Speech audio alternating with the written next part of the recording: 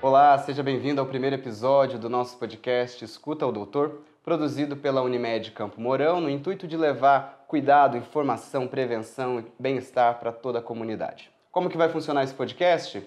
Todo mês a gente vai conversar com médicos e outros profissionais sobre os cuidados que a gente deve ter, sobre prevenção de doenças, sobre como ter hábitos saudáveis, e compartilhar também experiências que ajudam na qualidade de vida. Para esse primeiro episódio aqui, eu vou conversar com o médico infectologista Rodolfo César Visoni Polizelli sobre a vida depois da pandemia. A gente vai falar sobre o que esperar para os próximos anos, o que muda em relação aos cuidados e como a medicina vem encarando esse novo tempo que a gente vem vivendo. Além de médico, o Rodolfo Polizelli também é presidente da Unimed Campo Mourão. Seja muito bem-vindo, doutor. Muito obrigado, Lucas. Obrigado pelo convite. É um prazer, uma honra estar aqui, iniciando esse primeiro podcast da Unimed Campo Mourão. Sim. Bom dia, boa tarde, boa noite a todos que vão nos ouvir agora nesse podcast tão aguardado e tão esperado, né? Afinal, é mais informação que a gente pode estar levando aos nossos beneficiários e também não beneficiários, não clientes da Unimed Campo Mourão. Então, é uma coisa muito aguardada, uma coisa que vem já há um tempo para acontecer. Desde uma primeira pesquisa de satisfação que a gente fez há um tempo atrás, em que os cooperados diziam que eles queriam ter mais comunicação com a Unimed Campo Mourão. E desde lá vem a ideia de a gente montar um podcast e hoje saiu. Que bacana. É um programa mesmo bem diverso aí para toda a comunidade, para os beneficiários, enfim, para toda Campo Mourão e região aí. Quem quiser também acompanhar pela internet, pode ficar à vontade. Para você que está acompanhando a gente aí, eu queria falar, você já ouviu falar no Clube Unimed? Se você não sabe, o Clube Unimed é uma plataforma com descontos incríveis para os beneficiários, com descontos que vai desde restaurantes, viagens, escolas de idioma, enfim, lojas de informática, de vestuário, para você aproveitar produtos e serviços. Então, se você gostou dessa novidade, clica aqui, aponta o celular para o QR Code que está aqui na tela, ou então clica no link que está na descrição e aproveite os descontos do Clube Unimed. Bom, estou aqui então com o presidente da Unimed Campo Mourão, Dr. Rodolfo Polizelli. Doutor, o senhor é formado lá no Rio de Janeiro, passou em São Paulo, lá pelo Emílio Ribas. Conta um pouquinho da sua história aqui pra gente, como que nasceu essa paixão pela infectologia, pela medicina. São 44 anos de história, hein? Vixe. Chegando a minha idade. Nasci em Arapongas, no Paraná, em 77, e lá eu fiquei até meus 15 anos. Desde então aí eu passei por Londrina, Curitiba, onde eu fiz cursinhos e meu segundo grau de cursinho. Quando metade de 95 eu passei na Universidade de Medicina de Vassouras, no Rio de Janeiro. Eu não estava nem nascido nessa época ainda. E de 95 a 2001, né, fiquei no Rio de Janeiro, foi quando depois eu me mudei para São Paulo. Fiquei mais um ano trabalhando como médico em São Paulo e depois eu parti para infectologia. Foi quando eu entrei em 2004 no Instituto de Infectologia Emílio Ribas, muito conhecido. Referência, né, no Brasil. Referência na América do Sul, né? A época era uma das referências como doenças HIV, meningococcemia, leptospirose, né? Muito forte na parte de infectopediatria também. Legal. Mas lá eu passei meus 3 anos e um período nesse meio tempo em que eu fiz um estágio em Santarém, no Pará, onde também tive muito contato com a população indígena, população ribeirinha, que me trouxe muita experiência. Que merece um capítulo à parte a história que eu passei ali em Santarém, onde eu vi muita doença tropical. Então a gente já vai deixar na agenda aí para trazer o senhor aqui de volta e contar isso daí. Verdade, tem muita história. Acordávamos às 4 da manhã e pegávamos uma voadeira e descíamos a população ribeirinha e fazíamos muito diagnóstico de leishmaniose tegumentar, leishmaniose visceral e malária e febre amarela. Lá eu aprendi muito medicina tropical, coisa que nós não costumamos ver aqui na região sul, aqui, principalmente em São Paulo, onde eu fiz minha residência. De lá eu trouxe muita experiência, foi quando em 2007 finalizei minha residência, então escolhendo um lugar para morar, né, entre as muitas opções, até porque infectologia era uma especialidade muito quista, muito querida, porque nós tínhamos poucos infectologistas à época, ainda temos pouco, ainda hoje precisamos de mais infectologistas. pandemia mostrou isso pra gente, né, Lucas? Que nós tivemos ali... A pandemia ela mostrou muita coisa pra gente, coisa. né? Mas, na verdade, é na tempestade que o barco mostra suas falhas, né? Uhum. Então, nós descobrimos muitas coisas que precisam ser corrigidas, tá? E, bom, e a época, escolhendo um local para morar, foi quando eu fui muito bem abraçado, fui muito bem acolhido na cidade de Campo Mourão. E venho... Foi por acaso aqui vir para Campo Mourão? Ou como Pois é, aqui tenho ainda alguns familiares aqui, né? Uhum. Eu tinha visto muitas cidades para morar, mas eu tenho alguns familiares aqui que acabaram me acolhendo aqui, me ajudando bastante essa adaptação. E o próprio pessoal daqui, né, o secretário de saúde à época, o doutor Claudino, a Santa Casa, todos me acolheram muito bem. Havia também uma necessidade, já de início eu comecei trabalhando na vigilância epidemiológica, fazendo CCIH. Passado um ano apenas, já comecei como diretor da Regional de Saúde. Foram vários fatores, então, aí que coisas que acabaram me prendendo, e aí eu tive meu filho aqui. O primeiro, Gustavo, nasceu aqui, casei aqui.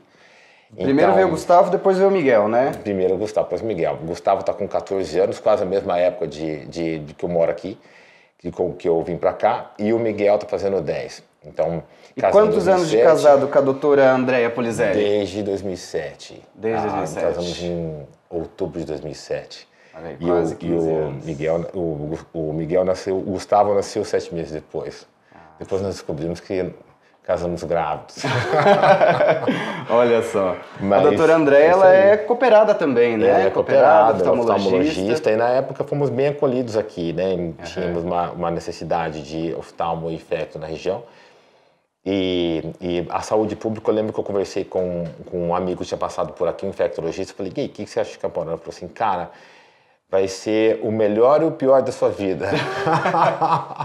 Eu falei, mas por quê? Por enquanto, acho que o senhor está aproveitando só o melhor, né? Só o melhor. Eu falei, porque você tem uma saúde pública inteira para construir, né? É uma cidade que vai abrir todos os campos para você. Só que você vai construir, e aí vem a parte boa, você vai construir a saúde pública à sua forma. E assim aconteceu. Eu montei um ambulatório na época de ambulatório de HIV, que é hoje, ambulatório de hepatites, assim eu trabalhei na vigilância epidemiológica, fui diretor da Regional de Saúde, fui conselheiro administrativo, superintendente e hoje presidente da Unimed de Campo Mourão. E acredito que essa visão minha de infectologia, da infectologia, me ajudou muito nesse sentido, porque a infectologia ela é uma gestão, né? Gestão na prevenção de doença, ela faz a gestão de doenças infecciosas, ou seja, você aprende a investigar onde é o marco zero, você aprende a fazer um retrospecto, você aprende a pensar saúde pública, né? E fazer gestão. E eu acho que isso foi o que essa base, essa minha formação, que me trouxe hoje onde eu estou hoje como presidente da Unimed de Campo Mourão. É muito bacana, inclusive, né? O senhor falou aí que construiu aí junto, né? Pensou o ambulatório de HIV, de hepatite. Também é muito interessante ter o senhor aqui nesse primeiro episódio, que a gente está gravando aí, a gente está transmitindo em julho, porque julho é o mês de conscientização, né? E combate às hepatites virais. Perfeito. Mas, doutor, eu vi aqui então o senhor é médico, o senhor é pai, o senhor é marido, o senhor é triatleta também, né? Gosta, tem uma paixão aí pelo esporte, né? Como que nasceu essa paixão aí? Na verdade, eu sempre fiz esporte, mas ela nasceu mais forte em 2014. Na verdade, ela nasceu até por uma necessidade. Né? Eu fazia esportes, mas nada muito intenso. Eu estava mais academias, fazia boxe nisso com o falecido mestre Marquinhos na época. Né? Sim.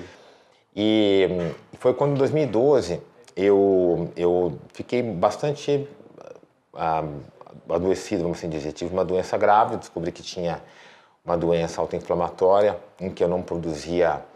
eu não conseguia reabsorver as interleucinas e fator de necrose tumoral, são enzimas inflamatórias. O meu corpo ficava acumulando essas enzimas e eu fazia inflamações. E com isso eu fazia pericardites com frequência, que são inflamações do pericárdio. Né? Certo. E daí, para controlar essas doenças, eu usava diversas classes de medicamentos, muitos anti-inflamatórios, corticoides e imunossupressores. Né? Então eu tinha um risco muito grande de desenvolver doenças. E eu lembro que eu passava com o meu cardiologista, eu tinha 2 cardiologistas à época, e eu lembro que num certo momento falaram, olha, não há mais o que fazer, você tem essa doença, você vai ter que aprender a conviver com ela, você vai tomar esses medicamentos pro resto da vida, Hoje, então, o senhor vai controlando ela? Não, na época eu engordei, me lembro que eu ganhei mais de 20 quilos, né? Então, isso me fez, ganhei muito peso e comecei a ter problemas com sono, dificuldade na vida, desconforto, cansaço. E foi no momento que eu achei que eu precisava mudar essa chave, eu precisava fazer alguma coisa porque eu estava vendo a minha vida embora. Eu não fazia mais planejamentos para o ano seguinte. Eu não conseguia mais, muitas vezes, me olhar no espelho, do tamanho que eu tinha ficado, né, minhas deformidades. Então, eu achava que alguma coisa eu tinha que fazer para controlar isso. E comecei com uma atividade física, eu vou fazer uma academia. Foi quando eu conheci meu atual professor, né, professor o Ricardo, que é meu coach e é o meu orientador do triatlo. E foi quando começou, vamos começar a fazer uma corrida, sabe correr? Vamos correr um pouquinho, começa na esteira. Eu lembro que eu tinha alguns amigos que faziam esteira junto comigo, olhavam para mim, nossa, você vai parar, você vai morrer em cima da esteira. E comecei a fazer esteira, aí depois de um tempo comecei a nadar, depois de mais um tempo comecei a pedalar. Foi quando, alguns meses depois, falou assim, você está inscrito numa prova de triatlo. Eu falei, pô, mas como assim? Até pouco tempo atrás, eu tinha, né, uma pericardite, que eu tinha passado com um cardiologista, ele falou que eu nunca ia conseguir correr. E se um dia eu fosse correr, eu ia chegar em último, porque eu não tinha fôlego para isso. Né? E eu não tenho para isso. Cheguei em último. E ali eu descobri o que eu queria para a vida. E eu descobri o que eu podia fazer a diferença. Um motor ali para o senhor, né? Chegar em último nessa... E aí ligou. Eu falei, não, eu posso muito mais do que isso, e é isso que eu quero. E aí comecei a praticar e fazer. Aí cheguei até o último ano antes da pandemia, fazer um 111, que é uma prova bastante extensa no triatlo, que é 1 quilômetro de natação, 100 quilômetros de pedal e 10 de corrida. E completei ela. Então, uma satisfação de quem tinha um prognóstico de vida muito ruim, né, uma qualidade de vida muito ruim. Virei uma chave, consegui ser um atleta de bom rendimento. Né? Então, para mim, foi o esporte na minha vida fez toda a diferença. Fez diferença na minha vida e eu faço com que faça diferença hoje na vida de outras pessoas. Então, por isso que nós ali na Unimed Campo Mourão investimos no esporte. A gente percebe mesmo, né? A Unimed vem trabalhando aí vários incentivos, né? No atletismo, no futsal, no basquete, enfim, né? Várias ações aí dentro da cidade. A Unimed está sempre presente e tem uma motivação, claro, não só de uma questão da empresa mesmo, mas do senhor, né? A gente sabe ali, todos compram essa ideia que a atividade física, o esporte, muda a vida de uma pessoa. Né? Então, a gente investe, sim. Esses dias fizemos uma prova de ciclismo da etapa paranaense, ajudamos ali no atletismo, ajudamos no futsal, no basquete.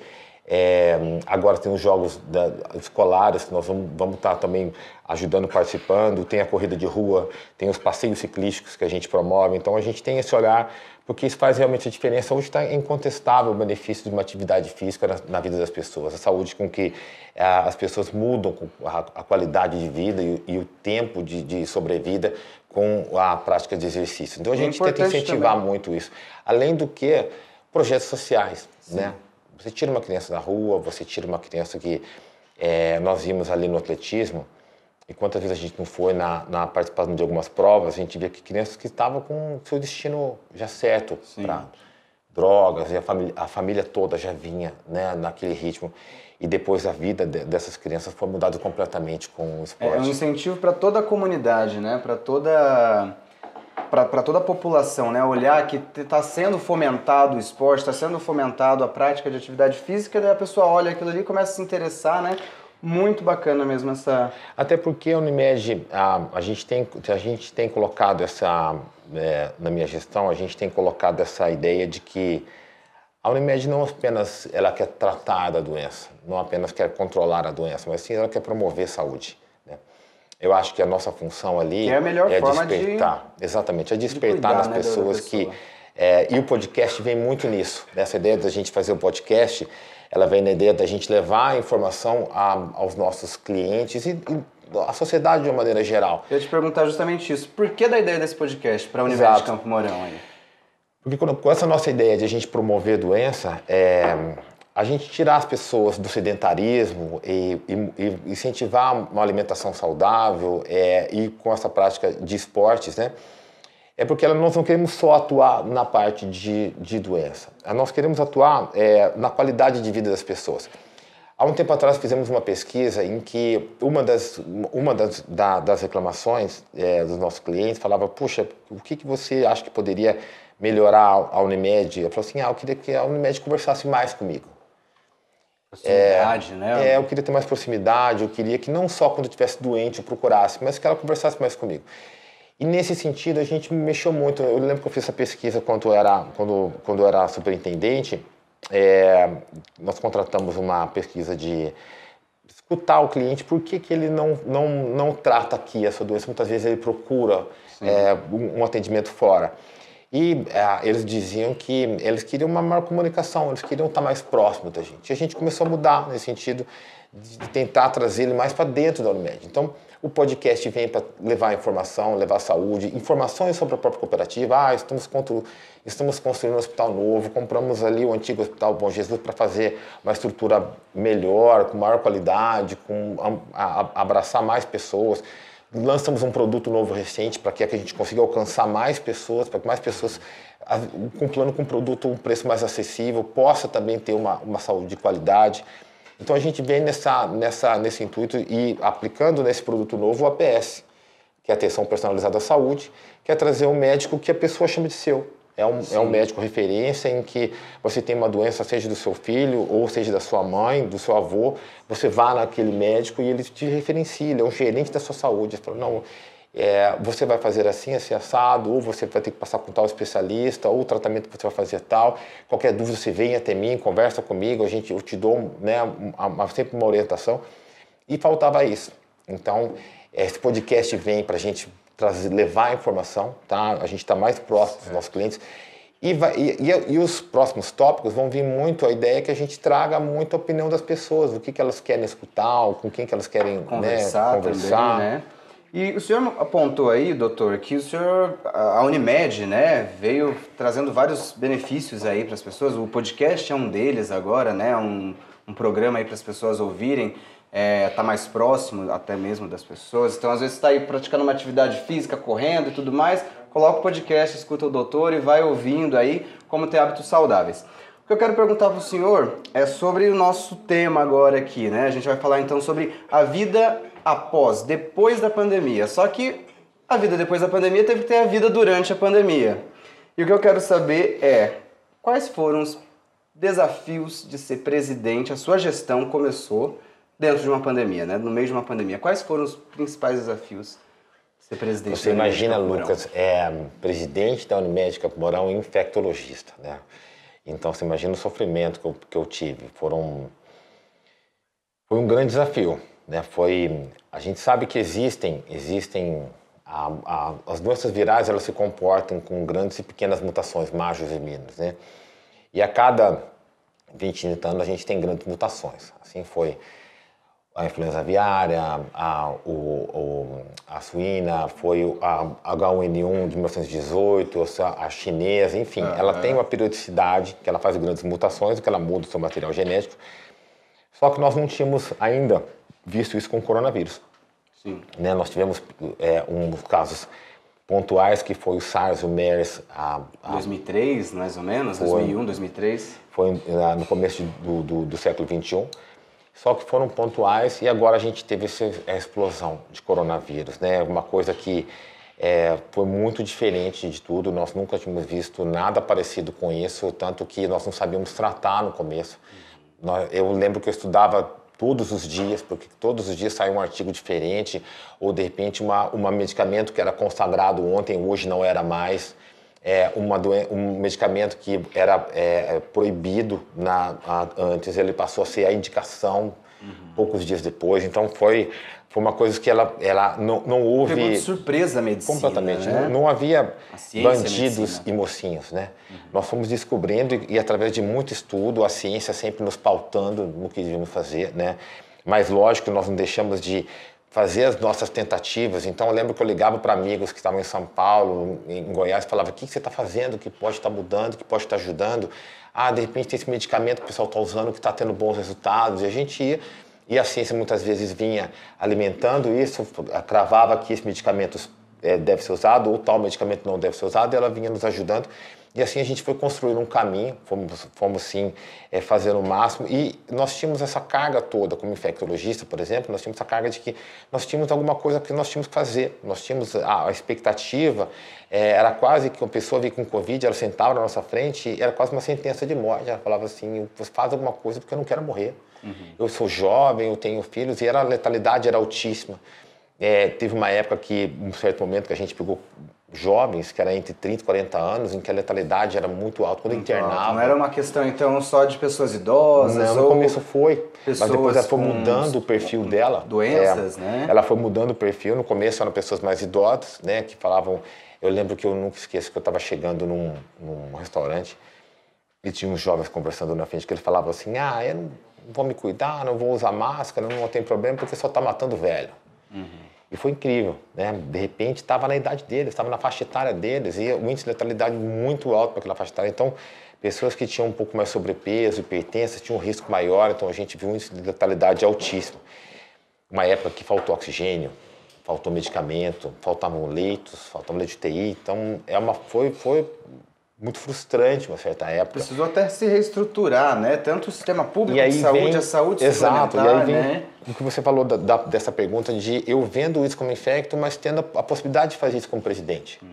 Eu tinha a possibilidade de mudar, eu tinha a possibilidade de fazer coisas maiores. Então, foi aí que essa minha experiência como infectologista me ajudou muito na gestão da cooperativa. Então, a gente podia montar um ambulatório de acompanhamento, de monitoramento. Nós fomos a Unimed que primeiro montou o monitoramento de acompanhamento Covid.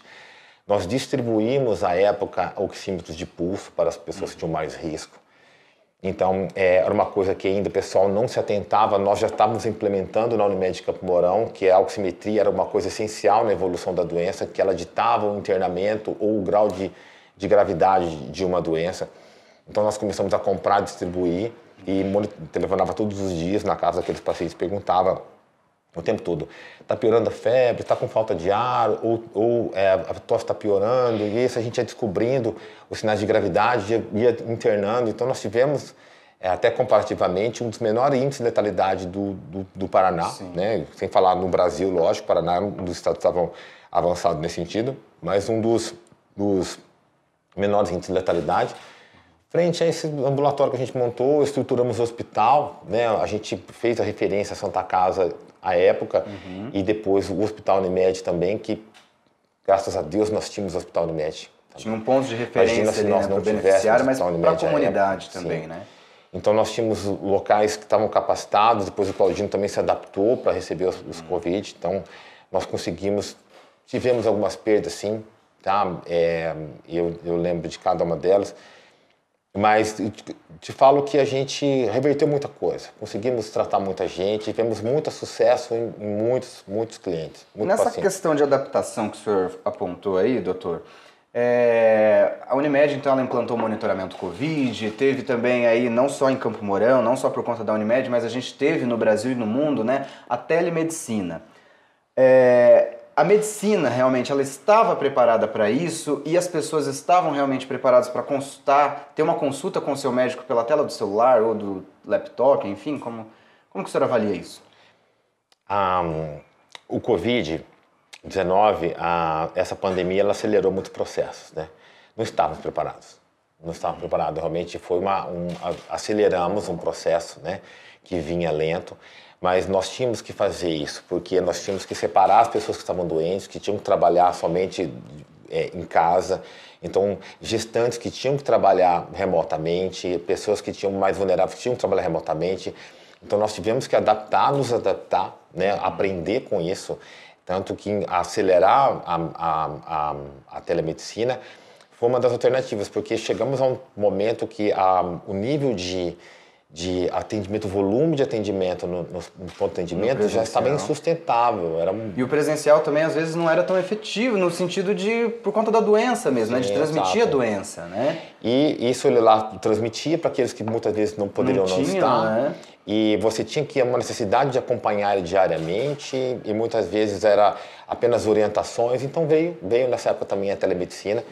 Então, nós aceleramos também esse processo todo de informatização, de tecnologia, acompanhamos para dar esse atendimento. Tentamos dar o melhor suporte possível e conseguimos. Acredito que nós tivemos muito sucesso no sentido de ter o menor perda de pessoas possíveis e melhorar o máximo a qualidade de vida das pessoas. E após isso, depois desse período, vem ainda o pós-Covid, né?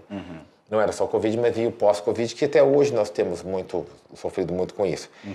Mas, e aí nós montamos um ambulatório de pós-Covid também, para poder acompanhar as pessoas que vinham com... Para acompanhar as sequelas, por exemplo? Exato, uma coisa nova que aconteceu, que foi o Covid longo, por exemplo, né? Assim, o Covid longo. Inclusive, recentemente, desculpa interromper o senhor, mas eu vi esses dias, estava lendo, que tem um senhor que está com, se eu não me engano, quase 2 anos já com Covid, 400 e poucos dias, um ano e pouquinho mais ou menos. Com Covid ele não curou ainda, né? É uma doença que deixa muitos os pesquisadores aí com uma dúvida, né? Você sabe, quando ela começou, nós não sabíamos, até então nós tínhamos a influenza, que era uma doença que tinha basicamente uma agressão ao alvéolo. Alvéolo é aquela parte do pulmão em que promove a troca, né? E então nós tínhamos destruições alveolares pela influenza. E o coronavírus mostrou uma fisiologia diferente, uma fisiopatogenia completamente diferente, porque ele obstruía as artérias. Então, eles produziam um processo inflamatório importante, que é uma cascata inflamatória, em que ele obstruía as arteríolas, em que passagem de sangue. Então, o oxigênio não penetrava. Arteríola seria o quê? Só para o pessoal entender ali. Então, a troca gasosa ao alvéolo leva oxigênio ao vaso sanguíneo, que traz o CO2 e passa para o alvéolo. Essa é a troca gasosa, troca o gás carbônico pelo oxigênio. Né? Respirou, entrou gás carbônico, entrou oxigênio, na verdade, puxa, né? Entrou o seu alvéolo junto com a sua arteríola troca, você entra o oxigênio no corpo e sai o gás carbônico. Sai o gás carbônico. Não entrava oxigênio porque as arteríolas estavam entupidas. Mas o que fazer frente a isso? Então, nós sabíamos tratar a doença inflamatória, então o que nós tínhamos que fazer? Desinflamar, fazer com que esses trombos não formassem. E aí veio com os anticoagulantes, aí veio os corticoides, porque você tinha que reverter esse processo inflamatório, né? Então, muitos medicamentos que foram desenvolvidos específicos para isso eram substâncias anti-inflamatórias, que paravam esse processo, como se interrompesse esse processo inflamatório que o seu organismo produzia. Então, nós tínhamos um período de viremia, a replicação viral os primeiros 3 dias, quando chegava mais ou menos no 7º dia, o seu organismo produzia um grau de inflamação tal, né, que acabava obstruindo. Então a gente tinha que agir cada forma em seu tempo. Você tinha que agir no tempo certo, você não podia agir antes e nem podia tardiamente. Então você tinha um tempo exato para agir, né? Era o 7º, 8º dia em que havia um agravamento. Então nós tínhamos que monitorar. Tudo isso vocês foram aprendendo durante a pandemia mesmo ali, durante né? a pandemia. Então era lendo, estudando experiências de casos, eram vários estudos que vão saindo, quais eram os medicamentos. Certo. Isso a gente implementando e foi, né, 2020, 2021, nós tivemos gastos enormes com o Covid, porque tanto no sentido de tratamentos, como no sentido de prevenção, né? Então nós tivemos foram 2 anos bem difíceis, tanto para a cooperativa, como cooperados, e principalmente para a população em geral, né? Que hoje a gente vê o reflexo disso. O número de doenças comportamentais e psiquiátricas aumentou enormemente, né? O isolamento, né, ele fez isso, né? As pessoas não estavam acostumadas a ficar 24 horas dentro de casa, com o trabalho remoto também, né, que foi uma das coisas que aconteceram com a pandemia, então as pessoas começaram a ter aí, desencadeou, né, doenças essas crianças ficaram presas 2 anos, né? Então, levará muitos anos a recuperar esse estrago, sabe? Foram realmente uma tempestade, foi um furacão que passou, em que essas crianças sofreram impactos, né? E até hoje a gente vê trabalhos que nos mostram que o Covid diminui a função cognitiva, o intelecto, a raciocínio, o foco, perda de memória, perda de memória, em que eles alteram, mesmo em casos leves, ele tem mostrado que tem alterado, né? E nesse pós-Covid aí que a gente está passando, nesse pós-pandemia aí, a gente está vendo, eu vi um termo, inclusive, de um pediatra carioca, Daniel Becker, o nome desse médico, que ele chama pandemônio de viroses. Ele chama que agora, né, depois da Covid aí, principalmente nas crianças, né, várias doenças que aconteciam em tais épocas do ano, agora acontecem em outras, deu uma bagunçada aí no calendário medicinal, né, que vocês estão acostumados a... não, essa doença a gente vai tratar de tal a tal data, mais ou menos assim que vocês trabalham, né? Eram sazonalidades, né? Sazonalidades, nós trabalhávamos com sazonalidades, então nós sabíamos que mais ou menos em março, abril, começavam as doenças virais respiratórias, em torno de agosto, setembro, elas diminuíam, aí vinha a dengue pouco tempo depois, então estava tudo dentro do seu prazo, dentro do seu tempo. E a pandemia bagunçou isso daí, completamente. né? A gente estava vendo surtos, epidemias, pandemias de coronavírus no verão, e de repente, até este ano, eu comentei isso com vários colegas, que nós estávamos vendo a junção de duas epidemias, que o Covid não tinha desaparecido e o dengue estava entrando.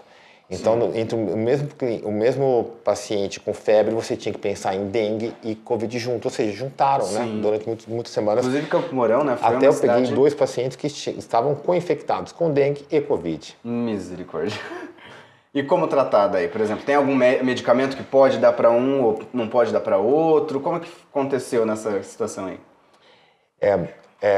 Houve uma mudança na dengue, que foi o seguinte: até então a dengue, ela também era uma doença que tinha sua sazonalidade bem reconhecida, que era o verão, tá? Em que, principalmente após períodos chuvosos, e o mosquito falava-se no início, quando havia na literatura, a dengue, uma doença viral, febril, benigna, mudou esse comportamento. Então nós estamos vendo a dengue não mais como uma doença benigna, e sim uma doença extremamente agressiva, porque com o tempo as pessoas foram pegando outras cepas do dengue, e com isso ela vinha, né? As mutações, não mutações, mas cepas distintas mesmo. Então, a gente tem 4 tipos de dengue: DEN 1, DEN 2, DEN 3, DEN 4. Quando você pega um tipo de dengue, o segundo que você pegar, ele vem mais agressivo. Então, nós precisamos pegar uma dengue muito mais complicada. Então, era muito frequente a gente via dengues hemorrágicas, choque da dengue, e dengue com plaquetopenias, de uma forma bem mais agressiva, né? Então, nós estávamos frente não mais a doenças benignas virais, nós estávamos frente a 2 doenças virais agressivas, né? Que poderiam ambas levar à morte. Em que o reconhecimento fazia necessário, uma capacitação necessária, uma estrutura necessária, né? E aí entra muito a Unimed, e eu, voltando, né, à ideia de que eu, como infectologista, tinha, de certa forma, esse olhar também, e foram reuniões com o corpo clínico frequente, na capacitação, na educação continuada, com a equipe de enfermagem, sobre como o comportamento de cada um, como seria a evolução de cada uma, né? Para dar o diagnóstico correto, o tratamento correto. E ainda estamos, né? Ainda estamos com um número de volume de atendimento no PA enorme.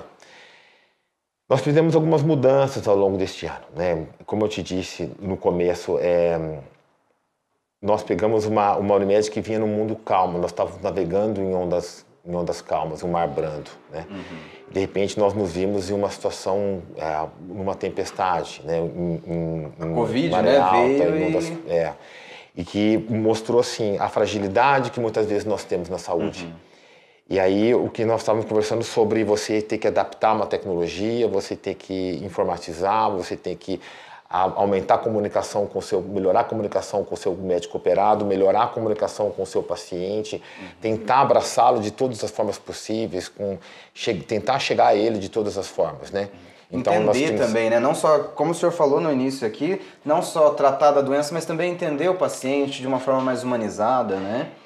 Nós tentamos melhorar ao máximo a humanização, nós sentimos essa fragilidade, e aí veio a ideia, né, que nós vamos comentar sobre o desenvolvimento de um produto novo.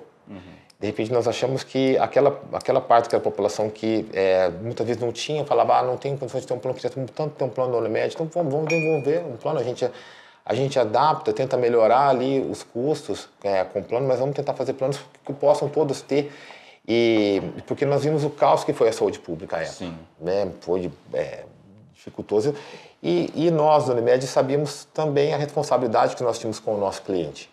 Nós sabíamos que a saúde deles era a nossa responsabilidade. Então nós tínhamos que fazer alguma coisa e fazer da melhor maneira possível, né? Como eu te disse, ter o menor perda de vidas possíveis e trazer o conforto. Eu acho que a medicina não só é a arte de curar, mas sim de trazer conforto aos nossos clientes, né? Certo. E um atendimento humanizado, um atendimento justo, digno. É isso que nós tentamos procurar nessa pandemia. Certo. Doutor, o senhor falou anteriormente aqui que a pandemia acelerou alguns processos, né? Tanto dentro da própria cooperativa, dentro da Unimed, né, com a telemedicina, adaptar alguns serviços também. Mas como dentro da medicina como um todo no Brasil, não só em Campo Mourão, mas no Brasil e no mundo, e também a ciência. Tem uma dúvida aqui que é uma questão até que gerou, assim, né, dividiu muitas pessoas no mundo todo, que é a questão da vacinação. Né? Vacinação aí na Covid, a gente viu que dividiu as pessoas mesmo, não vou vacinar porque a vacina foi produzida em um período muito curto de tempo, né? Como que o senhor avalia isso? Assim, a vacina ela foi produzida num curto período de tempo ou a tecnologia está mais avançada para a gente produzir uma vacina hoje? Como que o senhor avalia isso? Lucas, a pergunta que eu faço é, você acha que computadores há 20 anos atrás eram feitos da mesma forma que hoje? Pois é. A tecnologia, 20 anos atrás, era a mesma tecnologia de hoje. Então, o que acontece? Você tem muito mais tecnologia. Não é uma coisa totalmente nova. Nós já tínhamos experiência com SARS e com MERS no começo do século XXI, que era o coronavírus. Então, nós já temos experiência com os vírus. Por exemplo, nós já mapeamos e entendemos os vírus, sabemos a forma que ele pode multiplicar.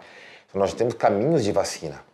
Uma coisa é você descobrir uma primeira vacina, uma outra coisa é você aprimorar vacinas, adaptar vacinas. Então, você já conhece a metodologia. Você apenas vai fazer adaptações de vacina já existente. Assim foi a vacina para o coronavírus, que era um vírus vivo inativado. Simplesmente vamos adaptar esse processo. Essa realidade do né? SARS-CoV-2. Então, né? e além do que, quando você vai fazer, por exemplo, qualquer pesquisa científica, né, as pessoas um pouco mais conhecimento sabem que não é uma coisa simples, principalmente por causa da parte burocrática. 2/3 do tempo de elaboração de uma vacina é gasto com burocracia. Vai até o comitê de ética, você tem que esperar uma aprovação, ela é aprovada, vai, volta, enfim. A papelada gasta muito tempo. Então, numa pandemia, você não há tempo para isso. Você tem que acelerar isso de um processo mais... Você tem que fazer isso de uma maneira mais célere possível, tá? Com a maior brevidade possível, porque está uma pandemia em vias. Então, não é que foi cortados os ensaios clínicos. Não é isso. Simplesmente os ensaios clínicos, por exemplo, a fase 3 e 4 eram levadas juntas. Então você tirava a parte burocrática e as fases eram conduzidas de maneira meio que associadas, tá? E como o senhor mesmo apontou também, a tecnologia foi o principal ponto para isso, né? Então eram vírus que já vinham sendo estudados, já tinham um amplo conhecimento, né, sobre a replicação viral. Você já tem um conhecimento sobre aonde bloquear aquela replicação, como ele age, né, aonde ele é replicado, se é no núcleo da célula, se é no ribossoma. Então você já consegue. Então não é uma coisa que foi feita de maneira descuidada, pelo contrário. Né? Então, que eu tinha vários amigos infectos lá que eles candidataram às vacinas. A doutora Rosana Hittman, uma pessoa queridíssima, ela falava, eu me candidatei às vacinas, porque eu fazia parte, não quero só ser infecto, eu quero participar do processo.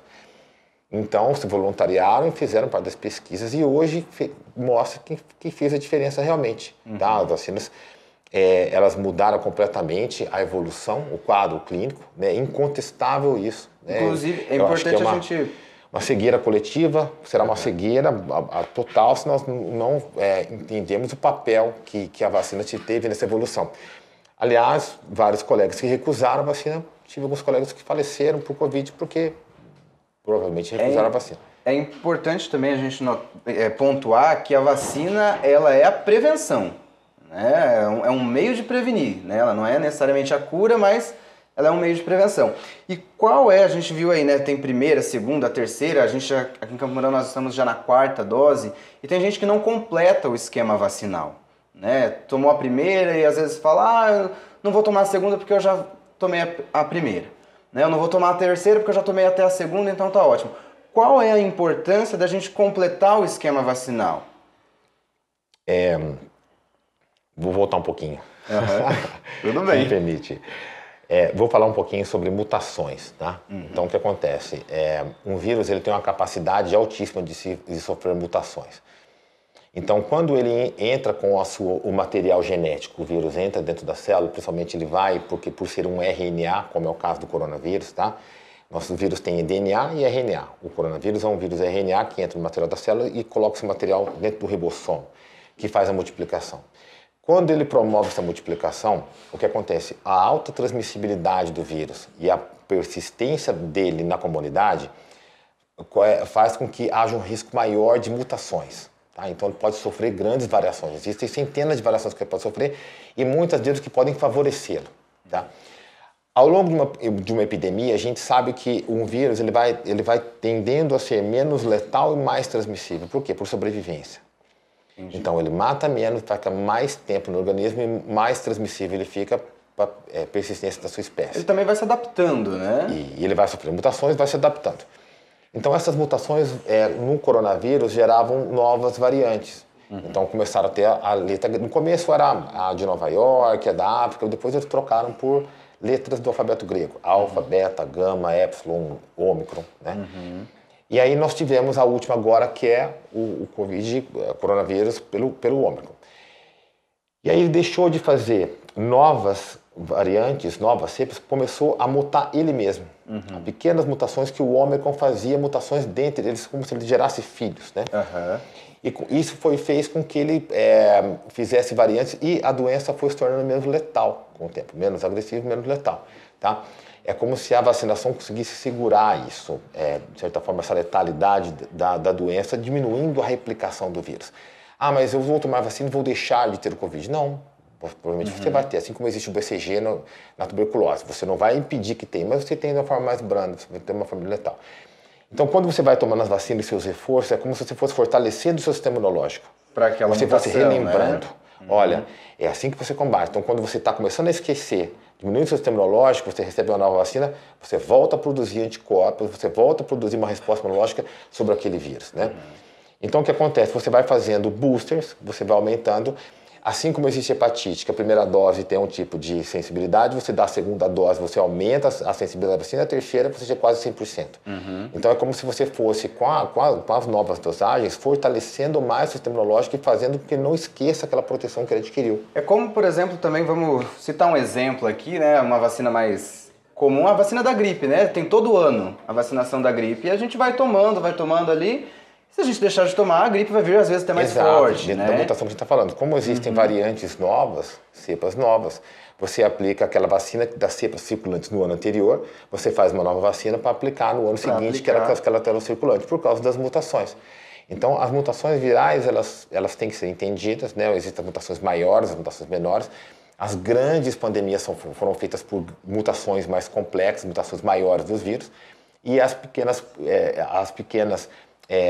mutações que vão sofrendo, né? Como eu te disse, são variações na hora de replicação do vírus mesmo dentro da célula, que ela faz mutações, e aí vai mudando a característica do vírus. E aí, quando sofre uma mutação, é o risco das grandes epidemias, como foi 18, como foi de Hong Kong, como foi a asiática, como foi a suína, como foi a aviária, foram grandes mutações. Isso vai acabar? Não, isso vai continuar existindo. Certo. A cada X anos a gente sabe que vai existir grandes mutações que pode acontecer de novo. Pode acontecer de novo. Pode sim. Doutor, nosso tempo está acabando ali, a produção já está meio até nos avisando aqui. Mas é o seguinte, para a gente finalizar aqui uma última pergunta. Então, gente, antes, na verdade, da última pergunta, não deixe de completar o seu esquema vacinal, tá? Tomou a primeira, vai buscar a segunda dose, a terceira. Se tiver já na idade, vai tomar a quarta. Vamos todos combater o coronavírus ainda, porque a pandemia ainda não acabou. Doutor, para finalizar, quais os cuidados ainda em relação à Covid? Por mais que ela agora esteja mais branda, mas quais os cuidados que a gente deve ter? O que a gente deve se atentar para o futuro em relação às pandemias, ou até mesmo ao Covid e outras doenças? Lucas, uma coisa que ela deixou para a gente, e foi interessante observar isso, que quando nós começamos a instituir as precauções, as medidas de isolamento, distanciamento e uso de máscaras, até então, alguns meses antes, nós estávamos tendo um volume de atendimento na pediatria, por exemplo, 35, 40 crianças no atendimento noturno.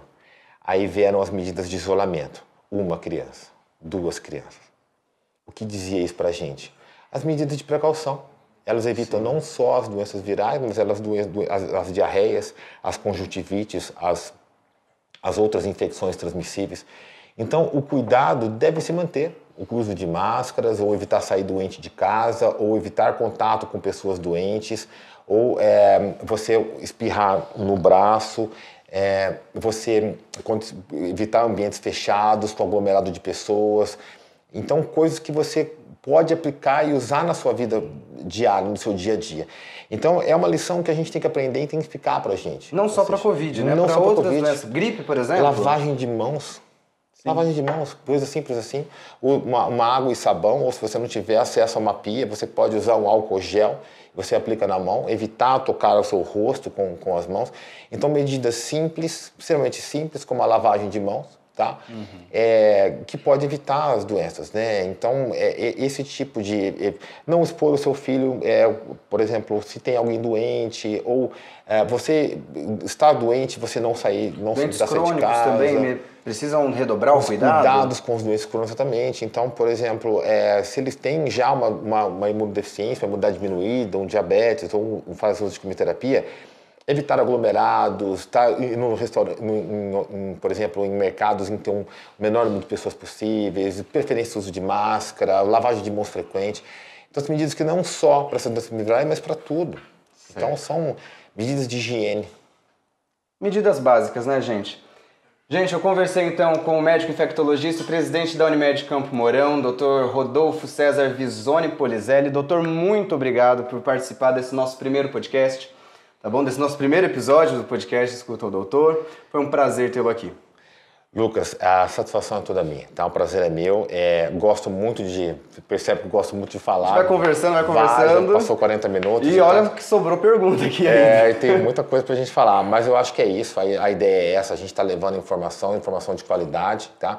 E a gente tá tendo contato com a nossa sociedade, então tá também trazendo poder falar coisas que eles querem escutar da gente também. Né? Então nós colocamos o primeiro tópico, nós vamos estar fazendo isso agora uma vez por mês, vamos trazer médicos aqui que possam estar falando, né, e estar dialogando com a gente, e a gente com o contato com a população, a gente está escutando o que eles querem escutar do doutor e trazendo pessoa aqui que pode tirar todas as dúvidas. Mas, novamente, é um prazer estar aqui, a satisfação é toda minha. Muito obrigado pelo convite. A gente que agradece, e o senhor vai voltar aqui mais vezes ainda, em outros episódios aí.